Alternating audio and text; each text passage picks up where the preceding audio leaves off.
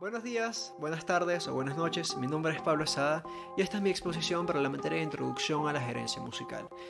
Para el día de hoy vengo a hablarles de la muerte del sentimentalismo en la posmodernidad, la música no sentimental. La música, al igual que todas las artes, nace a partir de las sensaciones, emociones y vivencias que experimentamos como humanos, pues el arte sin ninguna de estas cosas sería mero entretenimiento y fanservice, hecho para satisfacer a las masas y al mercado, obviamente, lo cual me recuerda a una frase del sociólogo español Jaime Ruiz. La música se crea desde lo más profundo del ser, desde las entrañas del sentimiento, desde una sensibilidad especial que se tiene y que solo se puede aflorar si estas musas antes mencionadas fecundan el alma del creador. Por ende, en la actualidad, muchas de estas musas se han perdido los significados y significantes de las obras. Pero para poder entender bien todas estas cosas, es importante desarrollar primero tres constructos. La posmodernidad, o también llamada por Jürgen Habermas como la antimodernidad, es el periodo filosófico en el cual nos encontramos, que se caracteriza por dudar de todas las cosas anteriormente establecidas, tales como la razón y todos los conceptos que se tenían desde antes. Y esto nace a partir de quienes serían los tres padres de la sospecha: Marx, Freud y Nietzsche. Estos tres teóricos dudaban y criticaban todas las cosas en la sociedad en la cual vivían, pero no sencillamente desde prejuicios sociales, que obviamente también los había, no hay por qué negarlos, pero criticaban los preceptos que se tenían, la forma en la cual funcionaba la sociedad, la totalidad, la razón, lo cual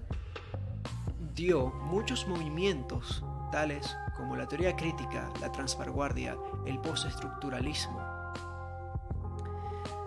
Y bueno, para empezar a hablar de dos grandes movimientos que implican mucho en el tema de las artes, estaría el postestructuralismo y la teoría crítica. El postestructuralismo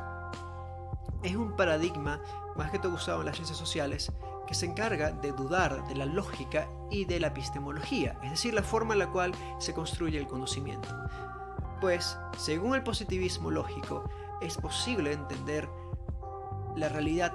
de forma objetiva y cuantificable, pero efectivamente no es algo aplicable para las ciencias sociales, ni tampoco para las humanidades,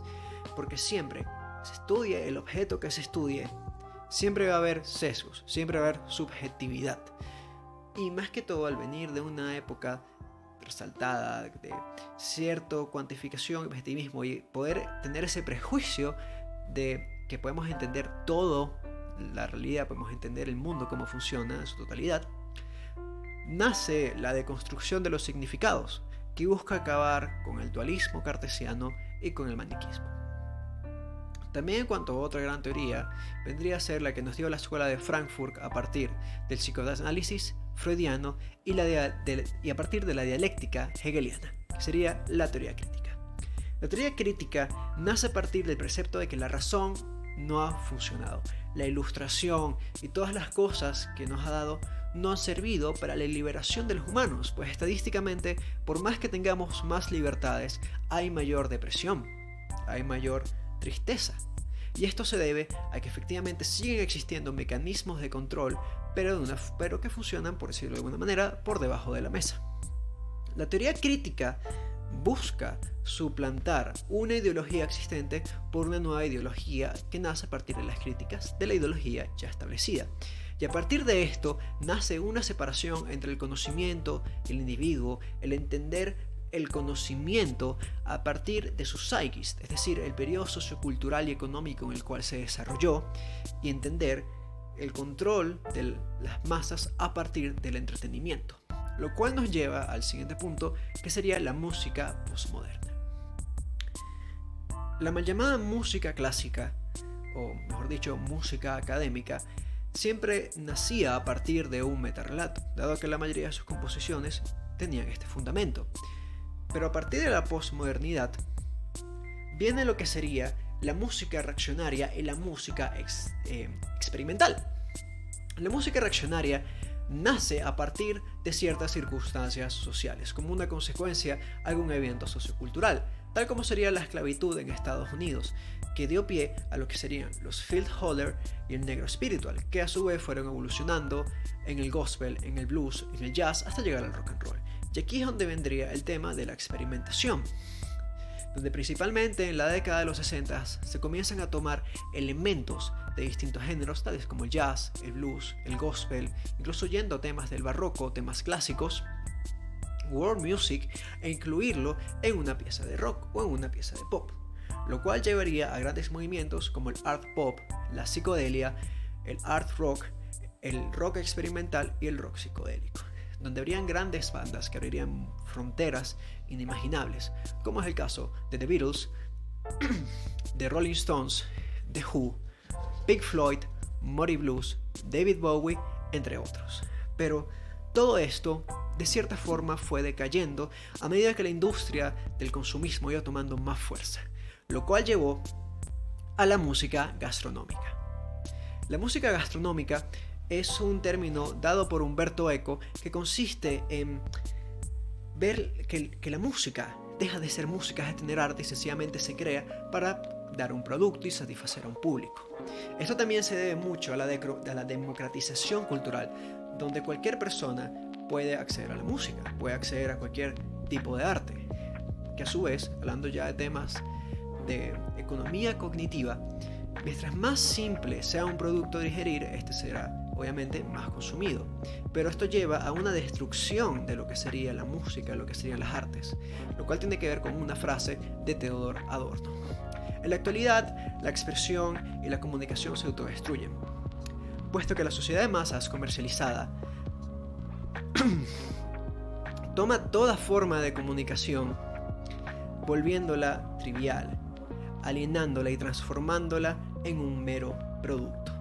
Y es algo que ha sucedido con muchísimas ramas de la música. Si bien efectivamente sigue existiendo música artística que tiene una conceptualización, que ha enriquecido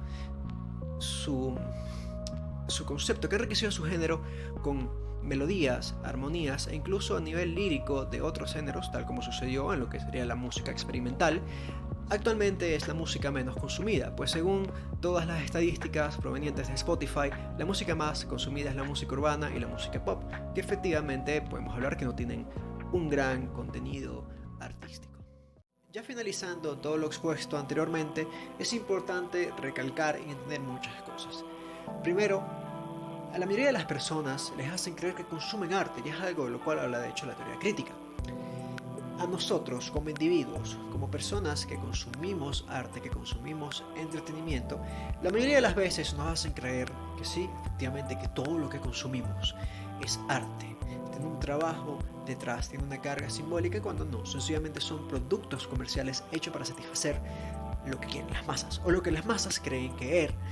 Y bueno, si nos vamos por ahí, pues será redundancia tras redundancia tras redundancia, lo cual carece de sentido. Y también es importante entender, si sigue habiendo arte, y es de hecho nuestra responsabilidad como artistas hacer dos cosas. Primero, educar a las personas, hacerles entender qué es arte, qué no es arte, qué tiene más mérito, qué no tiene mérito, y así en general operar a través de un sistema de meritocracia. Y segundo, alzar la voz, hacerles saber al mundo que sí sigue existiendo arte, y sobre todo a la industria, a toda la industria tanto musical como la industria del entretenimiento y la supuesta industria artística, hacerles ver sí sigue existiendo arte. Y bueno, esa fue toda mi exposición, espero que les haya gustado.